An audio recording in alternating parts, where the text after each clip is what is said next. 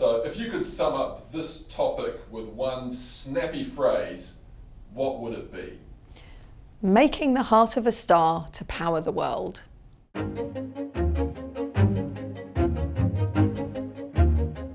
Nuclear fusion is about fusing atoms to release huge amounts of energy. We know it's physically possible because it happens in the core of the sun. We do already have nuclear reactors and we have nuclear power stations, but those are fission reactors, and that's when atoms are split to produce the energy. In fusion reactors, atoms are fused.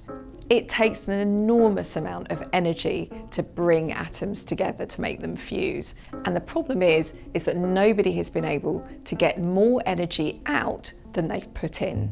But the ratio is moving the right way.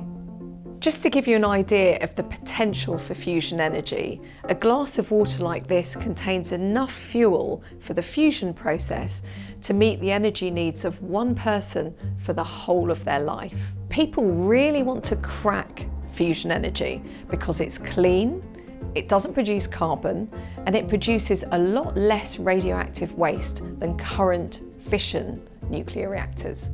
There's been some great news recently, a real breakthrough at the Joint European Torus, that's the jet facility near Oxford, and it happened this February, and they produced more energy than they've ever produced in a fusion experiment, a total of 59 megajoules over the course of 5 seconds, and that smashed its own world record that dated back to 1997.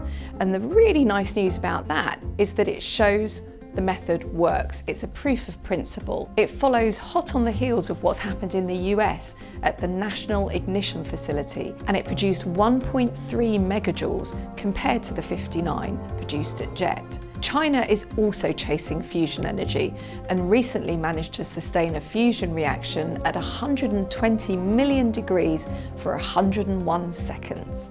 So after a slow burn for decades, fusion energy really seems to be going places, and you can sense that from the amount of private money sloshing around. According to the Industry Association, private companies have raised more than $2 billion of investment. There's been talk that we could have fusion energy by the 2030s, but the standing joke really in the field is that fusion energy is always 20, 30, perhaps 40 years away. I think the difference today is the amount of private enterprise, both in terms of money and effort. And we could see that change the game in the same way that commercial entrants changed the space industry. If we could get fusion energy to work, we still have the challenge of scaling it up, and that is massive. Just to power the US grid, for example, it's been estimated it would take 3,000 reactors at a cost of $1 trillion. So where do I think we're going with nuclear fusion? Well, I think globally the most important climate target for us right now is net zero, whether that's by 2050, 2040, ideally even before. And I think the key question for me about fusion is whether it can scale up quickly enough to be in the mix for our carbon-free future. And that's why I think this decade could make or break fusion energy.